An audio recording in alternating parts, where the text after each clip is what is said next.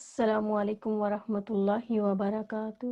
اعوذ باللہ من الشیطان الرجیم، بسم اللہ الرحمن الرحیم۔ رب اشرح لی صدری ویسر لی امری واحلل عقدۃ من لسانی یفقہوا قولی، رب یسر ولا تعسر وتمم بالخیر۔ الاشیاء التی تفسد الصوم، روزے کو فاسد کرنے یا توڑنے والے امور۔ روزے کے دوران جمع کرنے سے روزہ باطل ہو جاتا ہے، اس پر کفارہ بھی ہے اور قضا بھی۔ روزہ کا کفارہ ایک غلام آزاد کرنا ہے یا 2 ماہ کے مسلسل روزے رکھنا یا 60 محتاجوں کا کھانا کھلانا ہے۔ ان ابی ہریرہ رضی اللہ عنہ قال، آخر تک یہ حدیث ہے۔ حضرت ابو ہریرہ رضی اللہ عنہ سے روایت ہے کہ ہم نبی اکرم صلی اللہ علیہ وسلم کے پاس بیٹھے تھے۔ ایک صحابی آئے اور کہنے لگے، یا رسول اللہ صلی اللہ علیہ وسلم، میں ہلاک ہو گیا۔ نبی اکرم صلی اللہ علیہ وسلم نے پوچھا، کیا بات ہے؟ اس نے کہا، میں نے روزے کی حالت میں بیوی سے صحبت کر بیٹھا ہوں۔ آپ صلی اللہ علیہ وسلم نے پوچھا، کیا تو ایک غلام آزاد کر سکتا ہے؟ اس نے کہا، نہیں۔ نبی اکرم صلی اللہ علیہ وسلم نے پھر دریافت کیا، کیا 2 ماہ کے مسلسل روزے رکھ سکتے ہو؟ اس نے عرض کیا، نہیں۔ نبی اکرم صلی اللہ علیہ وسلم نے پھر پوچھا، کیا 60 مسکینوں کو کھانا کھلا سکتے ہو؟ اس نے عرض کیا، نہیں۔ نبی اکرم صلی اللہ علیہ وسلم نے فرمایا، اچھا بیٹھ جاؤ۔ نبی اکرم صلی اللہ علیہ وسلم تھوڑی دیر رکے۔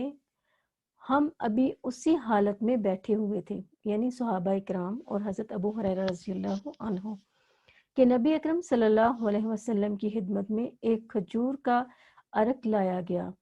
عرق بڑے ٹوکرے کو کہا جاتا ہے۔ نبی اکرم صلی اللہ علیہ وسلم نے فرمایا، مسئلہ پوچھنے والا کہاں ہے؟ اس نے عرض کیا، میں حاضر ہوں۔ نبی اکرم صلی اللہ علیہ وسلم نے فرمایا، یہ کھجوریں لے جاؤ اور صدقہ کر دے۔ اس نے عرض کیا، یا رسول اللہ صلی اللہ علیہ وسلم، کیا صدقہ اپنے سے زیادہ محتاج لوگوں کو دوں؟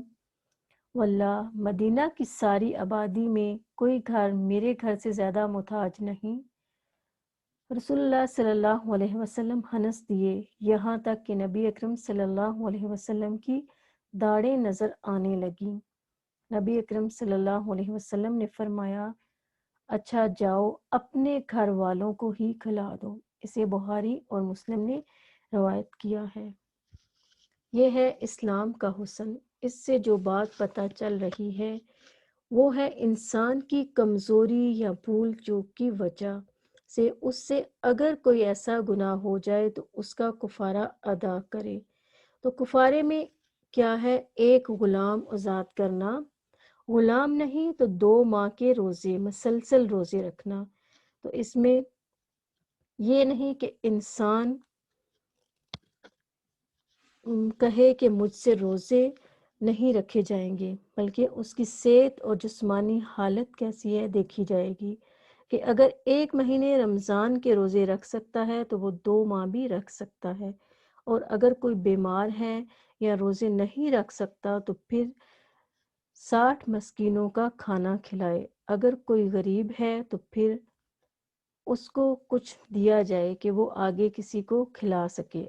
آپ صلی اللہ علیہ وسلم نے یہ نہیں کہا کہ جاؤ تم، بلکہ کہا کہ بیٹھ جاؤ، اور بٹھایا کس وجہ سے؟ تاکہ اس کی مدد کی جائے، وہ اپنا کفارہ ادا کر سکے، کیونکہ روزے کی عبادت اتنی اہم عبادت ہے کہ یہ نہیں کہ انسان جان بوجھ کر توڑ دے یا مستی سے توڑ دے اور بعد میں کہے کہ فلاں صحابی نے ایسا کیا تھا تو کچھ بھی نہیں کیا تھا، میں نے بھی کچھ نہیں کرنا۔ تو اس سب کے پیچھے وجہ ہے، کیونکہ انتہائی فقیر شخص تھا، غلام کہاں سے آزاد کرتا، کھانے کو نہیں ملتا تھا، اتنا کمزور ہوگا کہ روزہ بھی نہیں رکھ سکتا ہوگا، پھر 60 مسکینوں کو کھانا کہاں سے کھلاتا جس کے اپنے گھر میں نہیں ہے، لیکن پھر اسے شخص کے لیے کیا کہا جائے کہ دوسرے اس کی مدد کریں تاکہ وہ اپنا کفارہ ادا کر سکے۔ اگلی حدیث ہے، حضرت سعید بن مسیب رضی اللہ عنہ کہتے ہیں، ایک آدمی نبی اکرم صلی اللہ علیہ وسلم کے پاس آیا اور کہا، میں نے رمضان کا روزہ توڑ دیا ہے۔ نبی اکرم صلی اللہ علیہ وسلم نے اسے فرمایا، صدقہ کرو، اللہ تعالیٰ سے معافی مانگو اور روزے کی قضا ادا کرو۔ اسے ابن ابی شیبہ نے مصنف میں روایت کیا ہے۔ وضاحت، آج بھی اگر کوئی شخص ایسی صورتحال سے دوچار ہو اور تینوں کاموں میں سے کسی ایک کی بھی قدرت نہ رکھتا ہو تو اسے حسب استطاعت صدقہ کر دینا چاہیے، لیکن جب تینوں میں سے کسی ایک کام کی بھی استطاعت حاصل ہو جائے تو کفارہ ادا کرنا لازم ہوگا۔ واللہ عالم بالصواب۔ قصداً قے کرنے سے روزہ ٹوٹ جاتا ہے اور اس پر قضا واجب ہے۔ خود بخود قے آنے سے روزہ نہیں ٹوٹتا۔ قصداً مین ارادے کے ساتھ قے کرنا، جان بوجھ کر قے کرنا، اس سے روزہ ٹوٹ جاتا ہے اور اس پر قضا بھی ہے۔ ان ابی ہریرہ رضی اللہ عنہ قال قال رسول اللہ صلی اللہ علیہ وسلم من زرعہ قی وہو صائم فلیس علیہ قضاء وان استقاء فلیقضی، رواہ ابو داود و ابن ماجہ۔ حضرت ابو ہریرہ رضی اللہ عنہ کہتے ہیں، رسول اللہ صلی اللہ علیہ وسلم نے فرمایا، جس روزہ دار کو خود بخود قے آئے اس پر قضا نہیں ہے، البتہ جو روزہ دار قصداً قے لائے وہ روزہ رکھے، وہ قضا روزہ رکھے۔ اسے ابو داؤد اور ابن ماجہ نے روایت کیا ہے۔ قصداً قے کرنے سے روزہ ٹوٹ جاتا ہے اور اس پر قضا واجب ہے۔ حیض یا نفاس شروع ہونے سے عورت کا روزہ ٹوٹ جاتا ہے اور روزے کی قضا ہے، نماز کی قضا نہیں۔ ان ابی سعید الخدری رضی اللہ عنہ قال قال النبی صلی اللہ علیہ وسلم الیس اذا حاضت لم تصلی ولم تصم فذلک من نقصان دینها، رواہ البخاری۔